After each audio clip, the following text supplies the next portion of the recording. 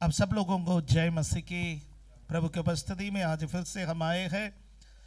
जितने भी लोग मुझे ऑनलाइन सुन रहे हैं, आप सब लोगों को परमेश्वर बहुतायत से आशीष दे। एक अच्छी आराधना परमेश्वर ने हमें दिया है। जब एक अच्छी आराधना के बाद हम परमेश्वर के वचन को सुनते हैं, वो उसके समान है जिस प्रकार खेत पर हल चला करके खेत को अच्छी तरह से तैयार किया गया हो, फिर बीज बोया गया हो, वो बीज 100 गुना 60 गुना 30 गुना फल लाने में सामर्थ्य हो जाएंगे। Praise God. इन दिनों में हम यहोशू का पुस्तक से मनन कर रहे हैं, अध्ययन कर रहे हैं। पिछले सप्ताह में यहोशू का पुस्तक 6वां अध्याय से हमने अध्ययन किया। आज हम 7वां अध्याय में आएंगे। 7वां अध्याय से कुछ बातों को हम अध्ययन करेंगे। हर एक अध्याय को हम अध्ययन नहीं करेंगे, पर कुछ बातों को जो प्रभु ने मुझे इस पुस्तक को पढ़ने का समय सिखाया है, उन बातों को मैं आपको सिखाने के लिए चाहता हूं। ये 7वां अध्याय जब बाइबल में लिखा गया है, मैं इस 7वां अध्याय को पढ़ा। कई बार परमेश्वर से पूछा, प्रभु ये 7वां अध्याय यहोशू का पुस्तक हमें क्या सिखाता है।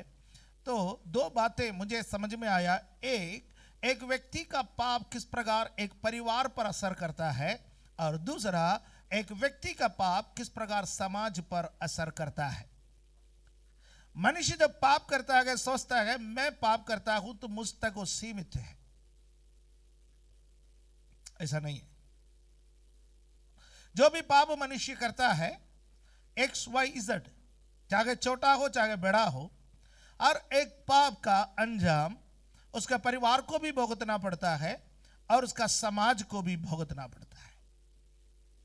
एक विश्वासी जब पाप करता है, वो पाप उसका व्यक्तिगत जीवन के लिए घातक, उसका परिवार के लिए घातक, कलीसिया के लिए घातक और उसके समाज के लिए भी वो घातक है।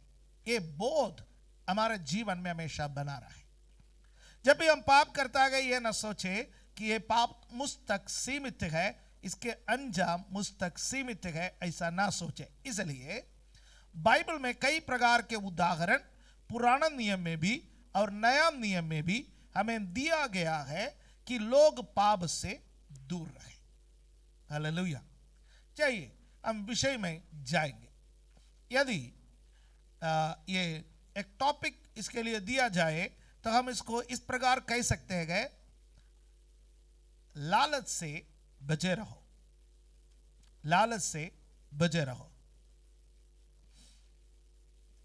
यहां पर एक व्यक्ति ने लालच की। 6वां अध्याय में जब एरिहो नगर उसको पकड़ने के लिए या उसको कब्जे में लेने के लिए यहोशू योजना तैयार कर रहे थे, यहोवा के दूत उसके पास आया, अपना योजना उसको बताया। उस योजना के मुताबिक जब उन्होंने काम किया, किस प्रकार एरिगो के दीवार अपने आप नीचे को धस गए और इस्राएली उसके अंदर घुस करके किस प्रकार उसको अपना कब्जे में ले ली। और परमेश्वर ने उस वक्त कहा था कि इसके अंदर के जितने भी वस्तुएं हैं वो सब अर्पण की वस्तुएं हैं, और इन वस्तुओं में से किसी भी वस्तु को तुम नहीं लेना। जब प्रभु को मालूम है कि कोई गलती करने के लिए बैठा है, प्रभु चेतावनी देता है। हमारा प्रभु चेतावनी देने वाला परमेश्वर है, पर उस व्यक्ति गलती करने से पहले उसका हाथ को नहीं काटता। प्रभु को मालूम है गलती करने जाता है, प्रभु चेतावनी देता है, पर उसका हाथ को न काटता, उसका हाथ को न बांधता, उसका पैर को न तोड़ता। प्रभु उसको आजादी दिया जाता है कि भले को चुनना है तो भले को चुनो, बुरे को चुनना है तो बुरे को चुनो। आरंभ से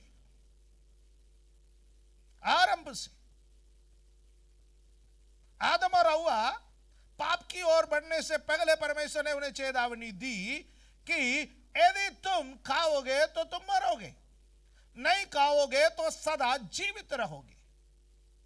उन्होंने खाने को चुना और परमेश्वर की महिमा से रहित हो गया।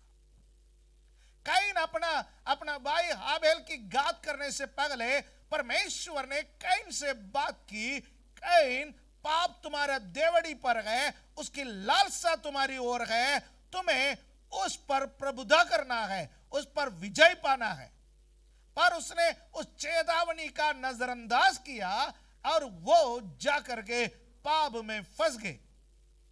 ये कुछ उदाहरण जो बाइबल में दिया गया है कि परमेश्वर हमेशा एक विश्वासी, एक व्यक्ति पाप के लिए जाने से पहले चेतावनी देता है ताकि वो व्यक्ति जीवन को चुने, वो व्यक्ति पवित्रताई को चुने, वो व्यक्ति धार्मिकता को चुने। हालेलुया।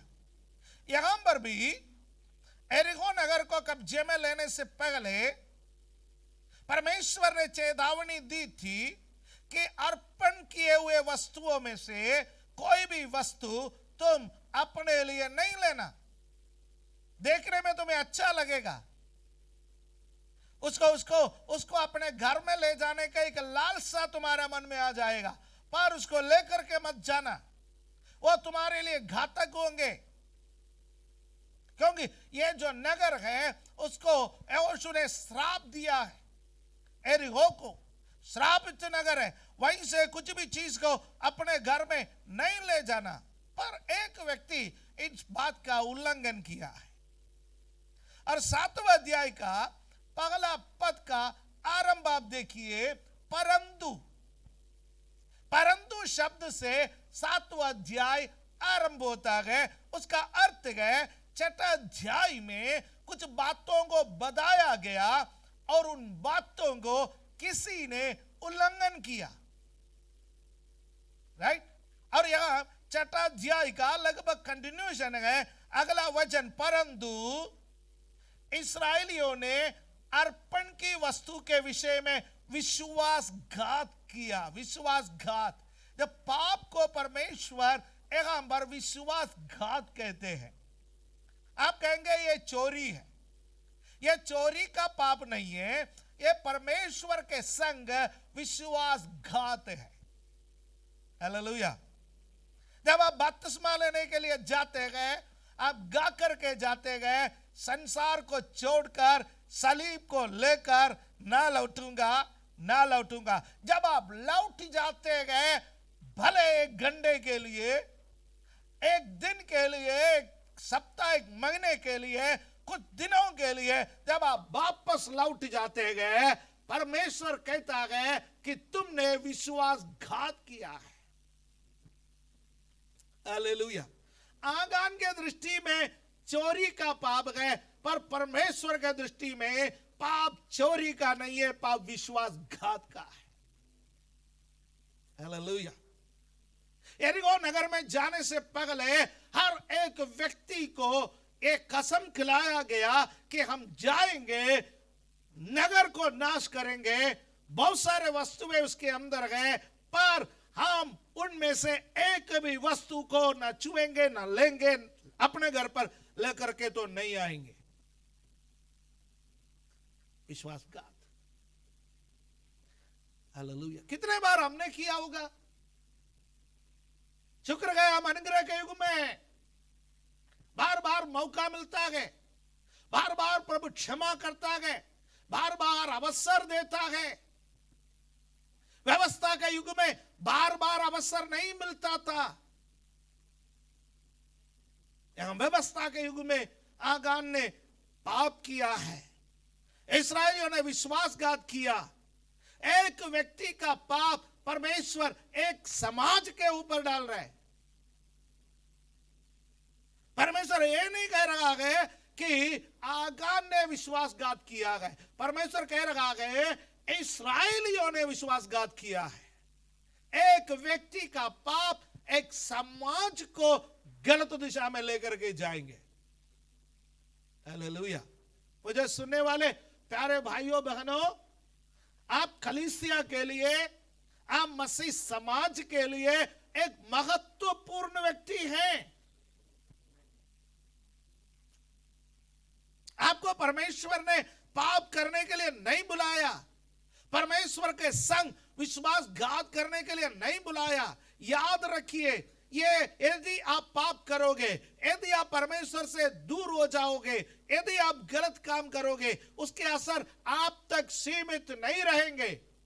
आपका परिवार तक भी सीमित नहीं रहेंगे, ये आपके समाज पर आ जाएगा। हालेलुया, आमीन। एक जगह पर परमेश्वर कह रहा है, तुम्हारे कारण मेरा जातियों में मेरा नाम धराई हो रहा है, तुम्हारे कारण। ओ हालेलुया, परमेश्वर का नाम धारण किए हुए लोग हैं हम, आमीन। जितनों ने बपतिस्मा लिया उन्होंने मसीह को धारण किया, आप और मैं मसीह को धारण की। और जब हम पाप करेंगे तो हमारे ऊपर जो दाग लगता है वो हमारे ऊपर नहीं लग रहा कि मसीह के ऊपर लग रहा है। हालेलुया। मैं आज आराधनालय में आने से पहले, यहां पर आने से पहले मैंने वस्त्र धारण किया है, मैंने एक नया वस्त्र को पहना है। अब आते हुए यदि कीचड़ मेरे ऊपर गिरेगा, वो मेरे ऊपर नहीं, मेरे वस्त्र के ऊपर गिरेगा। इसी प्रकार हम मसीह को धारण किए गए हैं। जब हम पाप करते गए उसके असर मसीह पर पड़ते गए और परमेश्वर के नाम धराई हो जाता है लोगों पर। हालेलुया, आमीन। इसलिए हम यदि कोई पूछे क्या एक बीड़ी पीना बड़ा पाप है, क्या एक सिगरेट पीना बड़ा पाप है, क्या एक बर्थडे पर एक पेग लगाना बड़ा पाप है, वो बड़ा पाप है छोटा पाप है आप समझ लो। मैं कहता हूं यदि आप ऐसे काम करोगे तो देखने वाला आपके देखकर कहेगा मसीह होकर के ऐसा काम करता है, वो मसीह पर दाग लगाएंगे। इसलिए पाप बड़ा है पाप छोटा है यह मत सोचो। यदि आप गाली दे रहा है, यदि आप झगड़ा कर रहे, आप उल्टा सीधा काम कर रहा है, वो दाग मसीह पर लगता है। तो मसीह ने हमें उस पर दाग लगाने के लिए नहीं बुलाया है, मसीह हमें पवित्रताई में चलने के लिए बुलाया है। हालेलुया। एक व्यक्ति का पाप एक समाज पर असर कर रहा है। हालेलुया। अरे यहां पर लिखा हुआ है कि अर्थात यहूदा गोत्र का आगान जो जेरह वंशी जब्दी का पोता और कर्मी का पुत्र था, उसने अर्पण की वस्तुओं में से कुछ ले लिया, इस कारण यहोवा का कोप इस्राएलियों पर भड़क उठा। पाप परमेश्वर का कोप को आमंत्रित करता है। आराधना परमेश्वर का अनुग्रह को आमंत्रित करता है, तो पाप परमेश्वर का कोप को आमंत्रित करता है। हालेलुया, आमीन। परिणाम क्या निकला? देखिए इस 7वां अध्याय को आप 5 भाग में बांट सकते हैं। उसका पहला जो भाग है उसका पहला पद है, उसमें आगान का पाप उसको परमेश्वर ने समाज का ऊपर डाला, जिसको इजरायलियों का विश्वासघात के विषय में परमेश्वर कह रहा है। उसका दूसरा पद से लेकर के उसका 5वां पद पढ़ने का समय उसका दूसरा भाग है। वहां पर ए नगर पर हमला करने की यहोशू की योजना और उस योजना की विफलता, असफल हो गया। और 6वां पद से लेकर के आप उसका 9वां पद तक पढ़ने का समय उसका तीसरा भाग है। वो भाग में यहोशू की प्रार्थना, कारण ढूंढने के लिए, क्यों हार गए कारण ढूंढने के लिए यहोशू की प्रार्थना। जब आप 10वां पद से लेकर के उसका 15वां पद तक पढ़ने का समय परमेश्वर का यहोशू से बातचीत, इस्राएलियों का हार कैसे हुए, यहोशू का सवाल का परमेश्वर का जवाब, और उसका 16वां पद से लेकर के उसका 26वां पद तक पढ़ने का समय आगान पकड़ा जाता है और उसको दंड दिया जाता है। ये इस प्रकार आप इसको 5 भाग में बांट सकते हैं। तो उसका पहला भाग मैंने आपसे कहा है। अब दूसरे भाग में आ जाइए, और जब आप दूसरे भाग में जब आएंगे तो ए नगर को कब्जे में लेने के लिए यहोशू का एक स्ट्रैटेजी, ओवर कॉन्फिडेंस वाले लोग, ओवर कॉन्फिडेंस हमें ले डूबेंगे। कई बार हमारे बच्चे ओवर कॉन्फिडेंस में आ जाते हैं। हमने सब पढ़ लिया, सब पढ़ लिया, सब पढ़ लिया, सब पढ़ लिया, अब हमें सब आता है। इसलिए टीचर्स कहते हैं मॉक टेस्ट लेते रहो, मॉक टेस्ट, बार बार टेस्ट दो, बार बार टेस्ट दो, और अपने गलतियों को ढूंढ लो, क्वेश्चन बैंक इकट्ठा करो, देते रहो, एग्जाम देते रहो, मॉक टेस्ट देते रहो, ताकि आपकी कमी आपको पता चले। मेरा प्रचार सुनने वाले लोग, आप अपने पढ़ाई के समय को याद कर सकते हैं। हम भी तो पूरे किताब पढ़ डाला था, है? हमको भी तो सब मालूम था, पर क्वेश्चन पेपर हमारा हाथ में मिला तो जो हम पढ़ा था वो नहीं था क्वेश्चन पेपर में। तो हमने कहा आउट ऑफ सिलेबस आया है। गलती क्वेश्चन पेपर बनाने वालों का है। हमारे घर पर आके उसको पहले पूछना चाहिए था कौन सी पढ़ा है? हम में से कईयों को तो ओवर कॉन्फिडेंस ले डूबा है। अरे और यहोशू का स्ट्रैटेजी, पहला स्ट्रैटेजी क्या था? एरिहो नगर को भेद लेने के लिए उन्होंने भेदियों को भेजा। यहां पर आप जब देखेंगे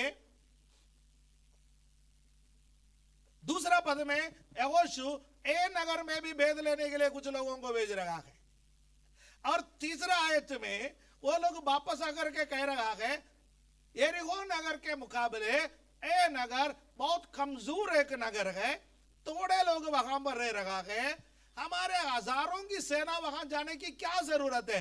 2 या 3 हजार लोग जाओ, सब लोगों को वहां पर ले जाकर के परेशानी उठाने की क्या जरूरत है? लोग अपने घरों में रहने दो, हम 2 या 3 हजार लोग जाएंगे और आसानी से उस नगर को अपने कब्जे में ले लेंगे। 3000 लोग गए, 36 लोग मर करके हार करके लोग वापस आ गए। आत्मिक मल्ल युद्ध में अब एक बात ध्यान रखना, हर दिन की लड़ाई एक अलग तरीके से आपको लड़ना है। ये तो अच्छा है, कल विजय दिया हुआ परमेश्वर आज हमें विजय देंगे, ऐसा कोई भी सेंटेंस इनमें से किसी ने नहीं कहा।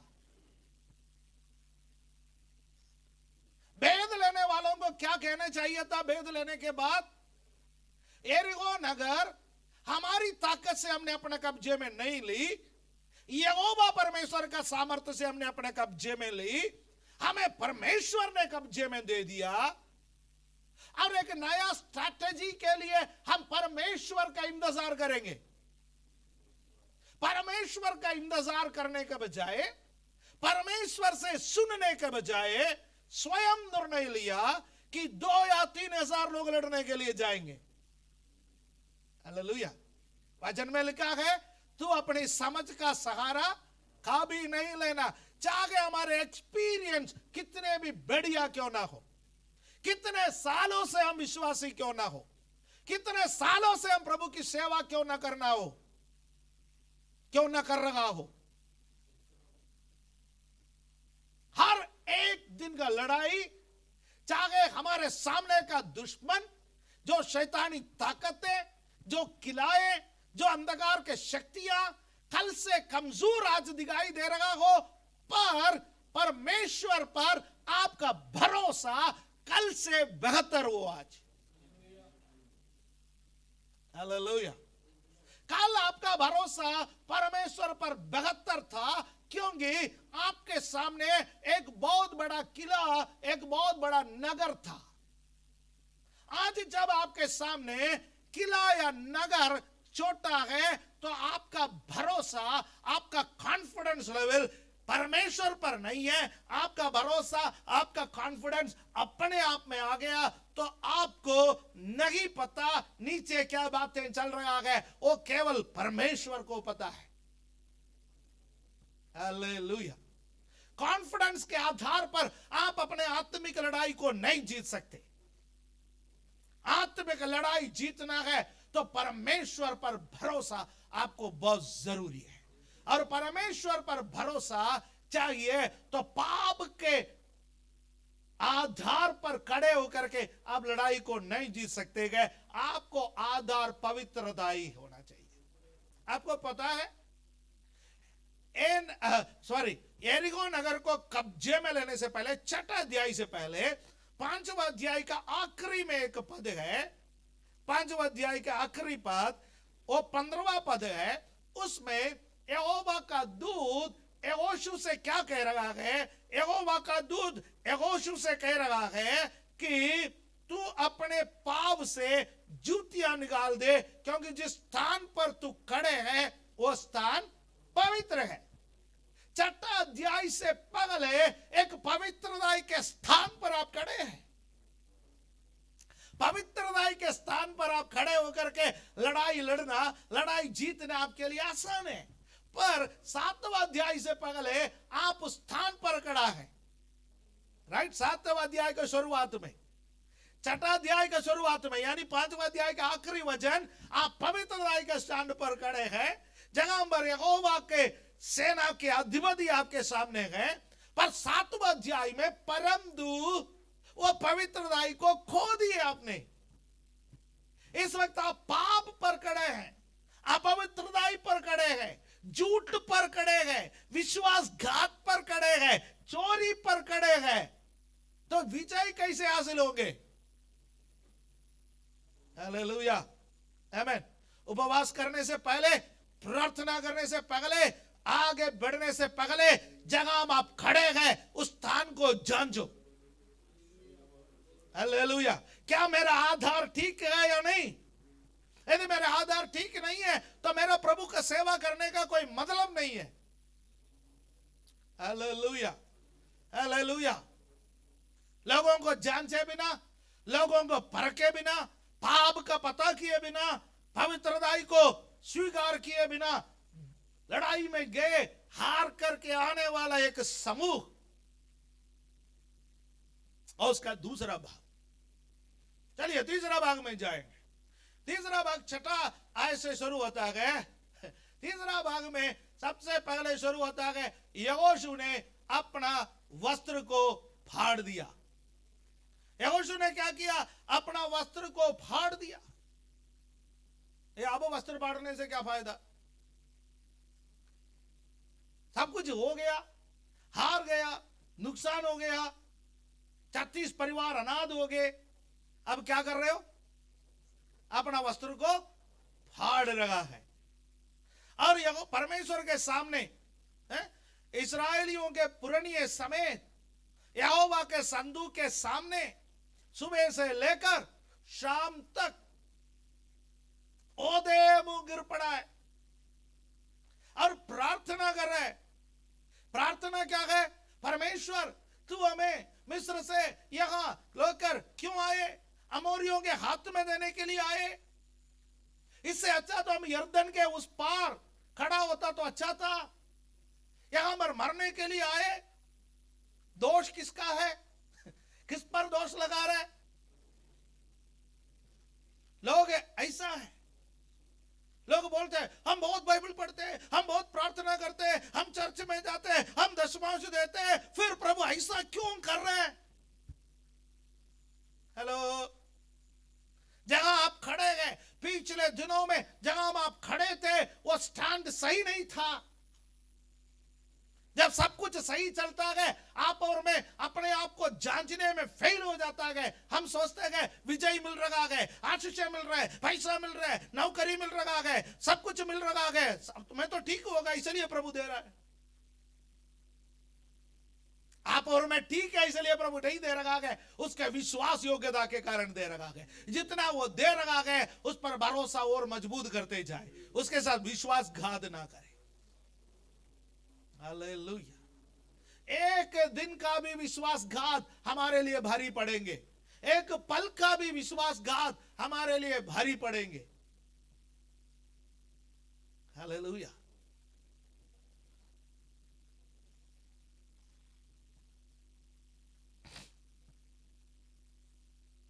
अरे हो चुका है परमेश्वर, परमेश्वर कनानी भी सुनेंगे हम हार गए, देश के अन्य निवासी भी सुनेंगे हम हार गए, सब सुनेंगे। बड़ा शर्म की बात है, हमारे लिए नहीं, आपका नाम के लिए बड़े शर्म की बात है।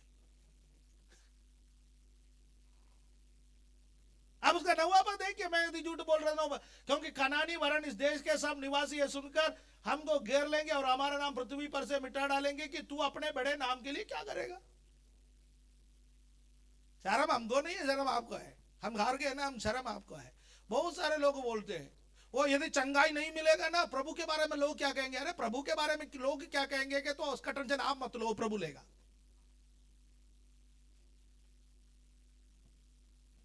हालेलुया।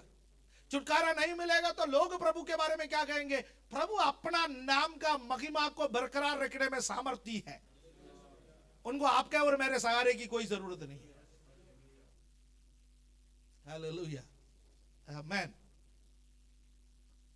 वो अब्राहम से एक पीढ़ी तैयार कर सकता है तो मूसा से भी कर सकता है, पर मूसा की बातों को भी सुनता है। वो उसका बड़ापन है, परमेश्वर का बड़ापन है कि वो मूसा जैसा एक सेवक का बात को भी सुन लेता है। आप और मैं जैसा लोगों की बात भी परमेश्वर सुन लेता है। 10वां पद में परमेश्वर आता है। परमेश्वर यहोशू से कहता है उठो। ऐसा पड़े रहने से कोई फायदा है? कोई फायदा नहीं भैया। रोने से कोई फायदा नहीं, कपड़ा फाड़ने से कोई फायदा नहीं, ऊपर राग डालने से कोई फायदा नहीं, मिट्टी डालने से कोई फायदा नहीं। तेरे को पता है इस्राएल ने विश्वासघात किया। 11वां पद में वो कहता है कि इस्राएल ने पाप किया और मेरे साथ जो वाचा इस्राएलियों ने बांधा, उस वाचा को, उस शब्द को उन्होंने तोड़ा। हमारा परमेश्वर वाचा का परमेश्वर है, is a God of covenant. वाचा का परमेश्वर, हालेलुया। वो किसी को चुनता है, उसके साथ वाचा बांधता है। आपके और मेरे साथ प्रभु ने वाचा बांधा। क्रूस परमेश्वर का वाचा का निशानी है। अब्राहम के साथ जो परमेश्वर ने वाचा बांधा, खतना उस वाचा का निशानी। नूह के साथ परमेश्वर ने वाचा बांधा। रेनबो, मेघधनुष उस वाचा की निशानी। हमारे साथ परमेश्वर ने वाचा बांधा। क्रूस उस वाचा की निशानी है। वाचा बांधने वाला परमेश्वर है हमारा परमेश्वर। हालेलुया। वो अपना वाचा को कभी तोड़ेंगे नहीं, पर हम लोग तोड़ देता है। इस्राएलियों ने वाचा को तोड़ दिया। अर्पण किए हुए वस्तुओं से उन्होंने ले लिया, उन्होंने चोरी किया, अपने तंबुओं में वो हालेलुया छिपा करके रखा। यहोशू को बोला। अब मैं ये भाग जो पढ़ा, परमेश्वर यहोशू से कह रहा है कि भैया ये काम कर, गोत्र गोत्र को सामने ला, घराने घराने को सामने ला, फिर परिवार को सामने ला, उसके बाद उस व्यक्ति को सामने ला, फिर उसको तुम्हारे बीच में से निकाल दो, तुम्हारे बीच में से उसको खत्म कर दो, उसको जला दो, उसको पत्थर से मार डालो। जो कुछ भी परमेश्वर ने न्याय सुनाया, तो परमेश्वर इतना बोल सकता है तो उस व्यक्ति का क्या नाम नहीं बता सकते? मैं सोचने लगा, आप सुनिए कि बाइबल में ऐसे ऐसा है। नामान आने से पहले एलीशा अपना कुटिया के अंदर बैठे हुए हैं। एलीशा को परमेश्वर, नामान उधर अपने रथ पर बैठने से पहले यहां पर परमेश्वर ने एलीशा को बोल दिया, अब बॉर्डर क्रॉस करेंगे, बॉर्डर क्रॉस करके वो आएंगे, तेरे पास नहीं आएंगे, वो पहले राजा के पास जाएंगे, पर तुम किसी को भेज दो राजा के पास, और राजा उधर परेशान हो जाएंगे, अपना वस्त्र फाड़ेंगे, फाड़ने का समय तक चुप रहना, पहले फटने तो दो। नहीं है तो वो मेरा महिमा क्या समझेगा, है? जब वो वस्त्र फाड़ेंगे तब अपना सेवक को बोल देना, फिर बोल दे, फाड़ने से पहले मत बोलना, राइट? कभी कभी फटने दे रहा है परमेश्वर, मेरे को नहीं मालूम क्यों ऐसा कर रहा है। हालेलुया, आमीन। और उसके बाद क्या करेंगे, उसको ले आना, फिर उसको दास को बोल देना कि उसको बोले, फिर नामान तुम्हारे पास आएगा, फिर उसको चंगा कर देना, फिर भेज देना। ओके, व्हाटएवर इट में भी, परमेश्वर सब बता दिया, सब कुछ बता सकता है, लेकिन यहां बड़ा आगान का नाम नहीं बताया, यह भी नहीं बताया वो कौन सी घराने का है, यह भी नहीं बताया वो कौन सी गोत्र का है। वो काम यहोशू को दे दी। क्यों? मैं सोचने लगा, उसका कारण है, जब ये प्रोसेस चलता है उस व्यक्ति को पश्चाताप का एक मौका देना है। हालेलुया, ये प्रोसेस चलता है, पश्चाताप का मौका देना। पिछले दिनों में केरला में एक मर्डर हुआ। एक व्यक्ति ने किसी से ब्याज पर पैसा लिया था और वो व्यक्ति दूसरे के घर में जाके वो पैसे को वापस मांग रहा था। जब वापस मांग रहा था, एक दिन उन्होंने उनको अपने घर पर बुलाए, आओ वो पैसा देंगे, ठीक है? और वो अपने घर पर बुला करके बाहर ही आपस में झगड़ा हो गया, उनका हत्या कर दी। उनकी हत्या करने के बाद उनका शव को एक स्कूटी पर रखे, उनके ही स्कूटी पर रख करके नीचे को कनाल में ऐसा फेंक दिया। ऐसा नाटक तरीके से उनको कर लिया कि स्कूटी कनाल के किनारे पर अटक गए, बंदा कनाल पर गिर गए। और पुलिस आए, उसका ये करने लगे कि भैया ये कैसा हुआ, लाश ढूंढने लगे, ये सब करने लगे। तो ये जिसने हत्या किया वो ही पुलिस के साथ खड़े होकर के सारे काम करवा रहा था, ताकि उन पर शक ना हो, है? कि वही आगे था लाश ढूंढने में और स्कूटी निकालने में, बाकी बातें करने में, पुलिस को इनपुट देने में, बाकी बातों में, लोगों को बुलाने में, गवाह बनने में, सब वो आगे था।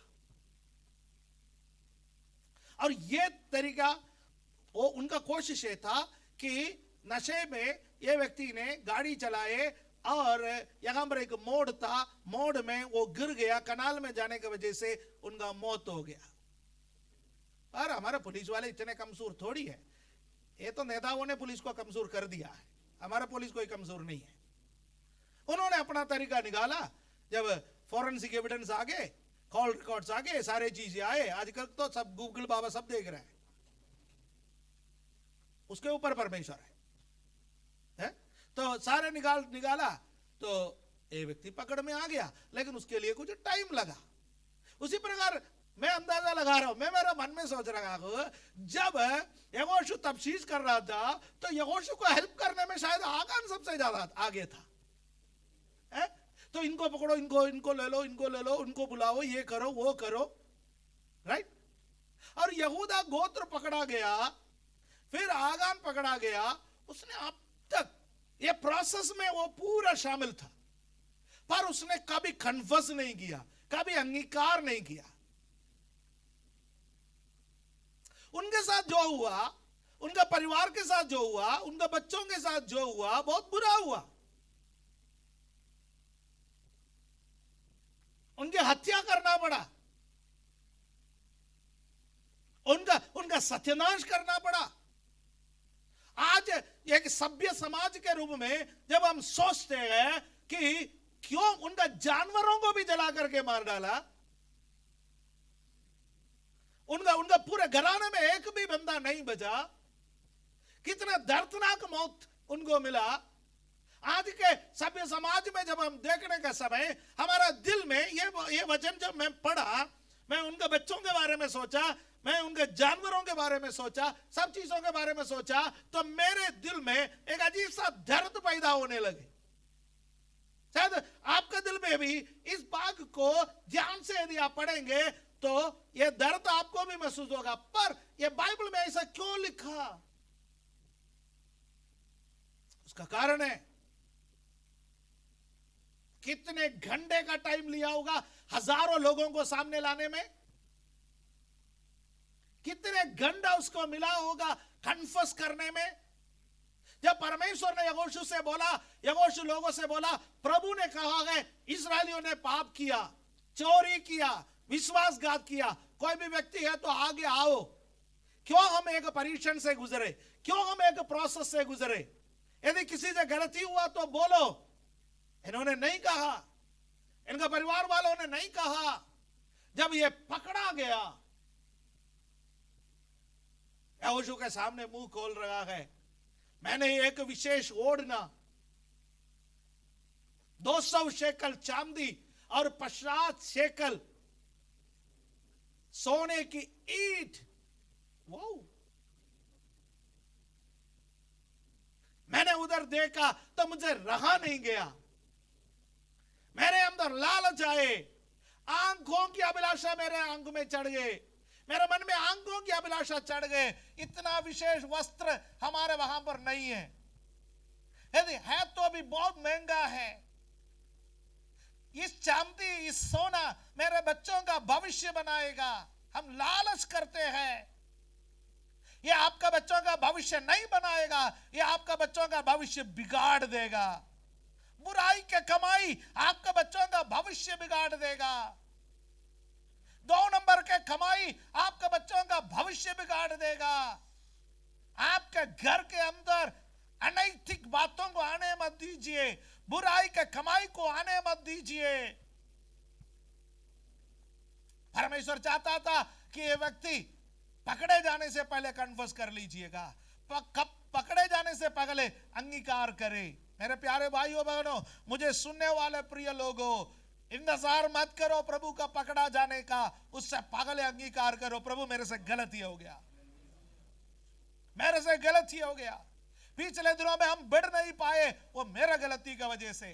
पिछले दिनों में परिवार में आफत आए, वो मेरे गलती की वजह से। पिछले दिनों में कलीसिया में आफत आ गए, मेरे वजह से। वो देश में आफत आ गए, मेरे वजह से। अपने अपना पापों का अंगीकार कर लीजिए, प्रार्थना की कमी को अंगीकार कर लीजिए, वचन की कमी को अंगीकार कर लीजिए, पवित्र जीवन की कमी को अंगीकार कर लीजिए, एकता की कमी को अंगीकार कर लीजिए, आपसी प्रेम का कमी को अंगीकार कर लीजिए। जो जो हमारे जीवन में कमी घटिया हुए है, उसको पकड़े जाने से पहले अंगीकार कर लीजिए। मैं पकड़ा जाना कहूंगा तो मैं ये कहूंगा, बड़े बीमारी आने से पहले अंगीकार करो। शैतान हावी होने से पहले अंगीकार करो। परिवार का आर्थिक स्थिति बिगड़ने से पहले अंगीकार करो। सब कुछ बर्बाद होने से पहले अंगीकार करो। दीदी वचन में लिखा है, जो अपने पापों को छिपा के रखता है वो कभी आशीष नहीं पाएंगे। जो खोल करके माफी मांग लेता है, उस पर यहोवा की करुणा, यहोवा की दया आ जाएंगे। यदि हमारे जीवन में कोई छिपे हुए पाप, ये एक छिपा हुआ पाप है, कोई नहीं देखा, कोई देखता भी नहीं है। छिपे हुए पापों को कोई नहीं देखा। यदि किसी ने देखा है तो फिर वो छिपा हुआ पाप है ही नहीं। छिपा हुआ पाप वो पाप है जो परमेश्वर और हम ही जानते हैं। कुछ केसेस में शैतान भी जानता होगा और कोई नहीं जानता। यहां परिवार वाले के अंदर, अब तंबू के अंदर लेके आए, तंबू के अंदर उनकी पत्नी और बच्चों के सहायता के बिना तंबू के अंदर इन वस्तुओं को गाड़ना संभव नहीं। उन्होंने नहीं बताया, पर परिवार वाले तो बता सकते थे, पत्नी तो बता सकती थी, बच्चे तो बता सकते थे। कोई तो उस परिवार में होना चाहिए बताने वाला। परमेश्वर एक व्यक्ति को ढूंढ रहा है। प्रभु कहता है कि नाके में खड़े होने वाला एक व्यक्ति मुझे चाहिए। कौन है नाके में खड़े हो जाए? मैं लोगों को नाश ना करने के लिए, दरार में खड़े होने के लिए मैं एक पुरुष को ढूंढता हूं, पर कोई नहीं मिलता। उस परिवार में से नाके में खड़े होने के लिए एक भी व्यक्ति नहीं था। क्या हमारा परिवार में कम से कम एक व्यक्ति है नाके में खड़े होने के लिए? क्या आप वो व्यक्ति है नाके में खड़े होने वाला?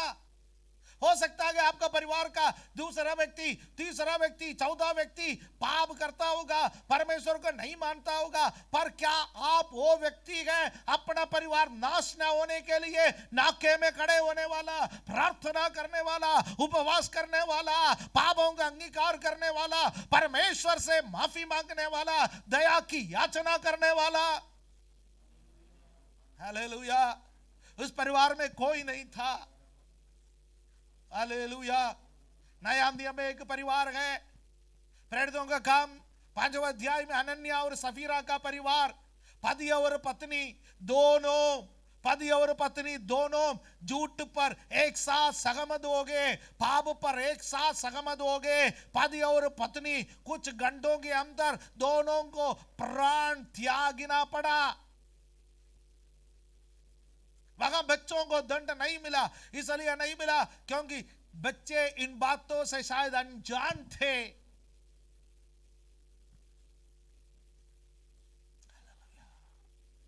आजकल परिवार नाश हो रहे हैं, लोग नाश हो रहे हैं। कारण क्या है? पाप।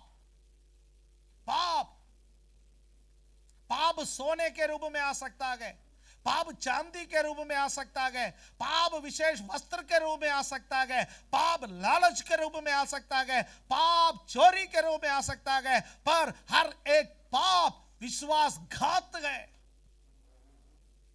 परमेश्वर के साथ बंधे हुए वाचा को तोड़ना है।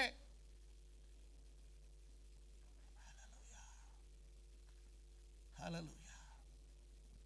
आगान का परिवार पकड़ा गया और वो परिवार हालेलुया अपने जीवन में एक दर्दनाक मौत मरेंगे। उनका पाप के असर उनके जानवरों को भी मिला। आप परमेश्वर पर सवाल उठा सकते हैं, प्रभु ऐसा क्यों करते हो? पाप के असर बड़ा है। पाप के असर कोई छोटा नहीं है, पाप के असर बड़ा है। अपने आप को बचा लीजिए, अपना परिवार को बचा लीजिए।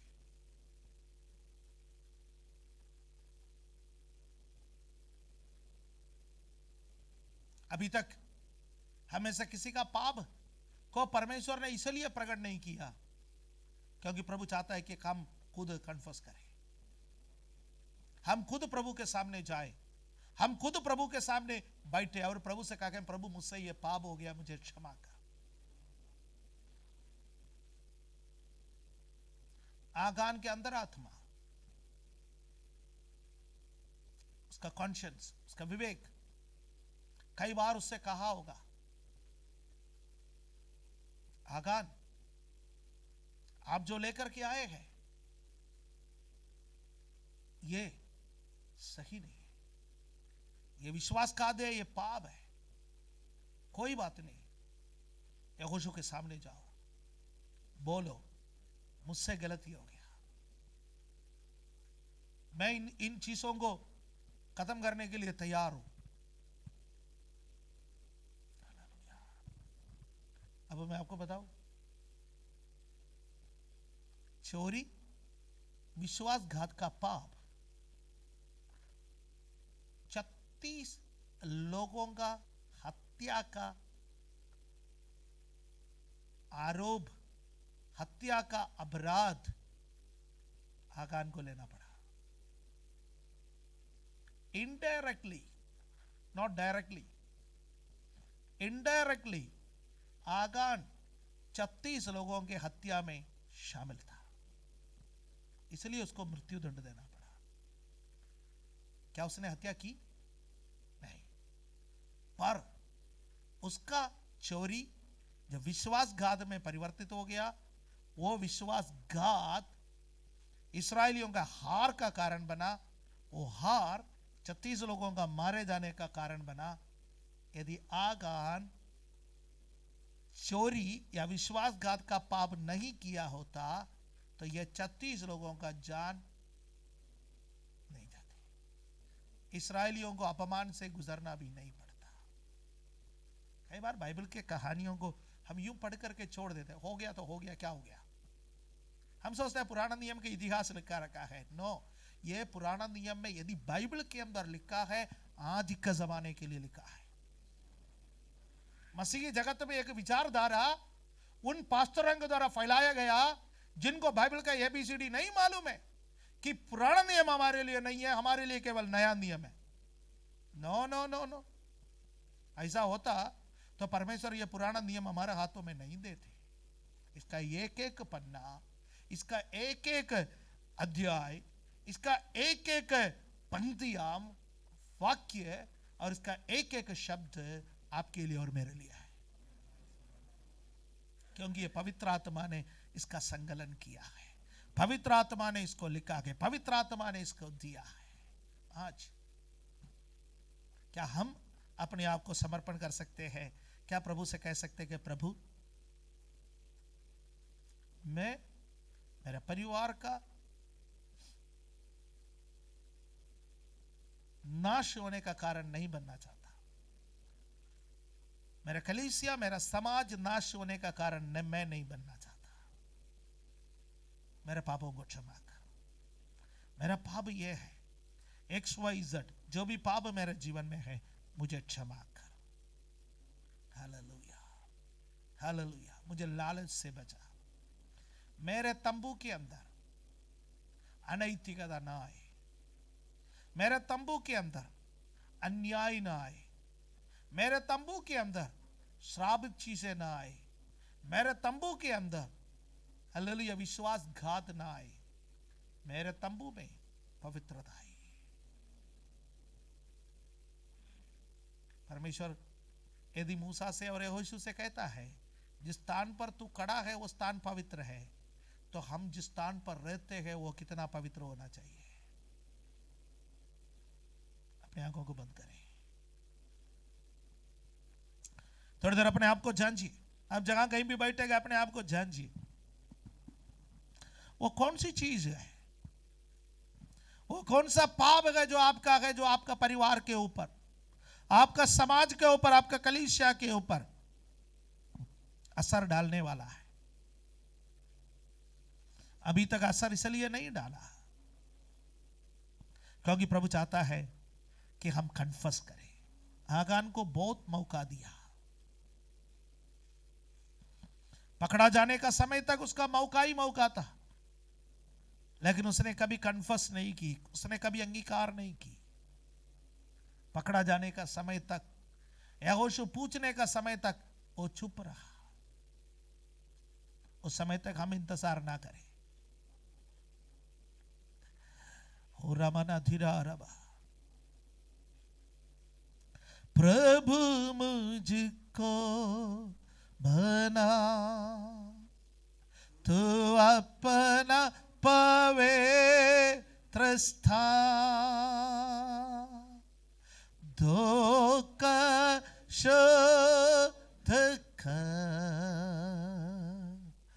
अपने लहू से, मैं धन्यवाद के साथ मान कर तेरी बात जियो का प्रभु तेरे लिए। प्रभु मुझको बना तू अपना पवित्र स्थान, धोखा शुद्ध कर अपने लहू से, मैं धन्यवाद के साथ मान कर तेरी बात जियो का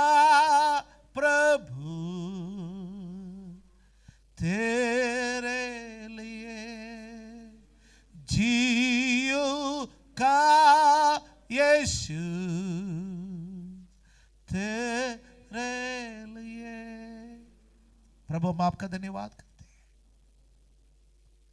आज के वचन के द्वारा आपने हमसे बातें की। प्रभु हमें सहायता कर कि इस सप्ताह हम कुछ समय निकाले अपना जीवन में और आपके चरणों में बैठे, कुछ बातों का हम अंगीकार करें। प्रभु मुझसे गलती हो गया, उन पापों को आपके सामने लाने में हमारी सहायता कर। प्रभु हम नहीं चाहते कि हमारा पाप का जो दंड है हमारे परिवार में आ जाए, हमारी कलीसिया या हमारे समाज में आ जाए, हम नहीं चाहते हैं। प्रभु ये सत्य है, यदि हम अपने पापों का अंगीकार नहीं करेंगे वो हमारे पीढ़ी पर, हमारी कलीसिया पर, हमारे समाज पर असर करेंगे। हम नहीं चाहते कि प्रभु हमें शुद्ध कर, हमें पवित्र कर, अपना संतान बना के रख। ये वचन सुनने वाले प्रत्येक जन को आशीष दे। ये प्रार्थना मुक्तिदाता प्रभु यीशु मसीह के पवित्र नाम से हम मांगते हैं, आमीन।